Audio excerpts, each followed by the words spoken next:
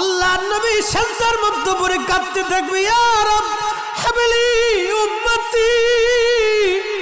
আল্লাহ আমার উম্মত গুনাহগার, আমার উম্মত গুনাহগার, আমার উম্মত গুনাহ করে ফেলছে। আল্লাহ আমার উম্মতের কি হবে? আল্লাহ আমার উম্মতের হবে কি? আল্লাহ পাক ডাক দিয়ে বলবেন, হাবিব আপনি আর সেজদায় পড়ে থাকবেন না, মাথা উঠান। আপনি কাঁদেন কেন?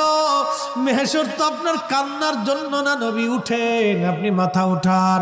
আপনার জন্য আরশে মুআল্লার ডানে একটা কুরসি পেতে রাখছি, একটা চেয়ার পেতে রাখছি, একটা আসন রাখছি।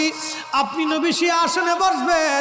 আপনি মাথা উঠান, আপনি আমার হাবিব, আপনি আমার বন্ধু, আপনি আর কাঁদবেন না। হুজুর আপনি মাথা উঠান। আল্লাহর নবী তখন বলবে, ইয়া রব হাবলি উম্মতি, আল্লাহ আমার উম্মত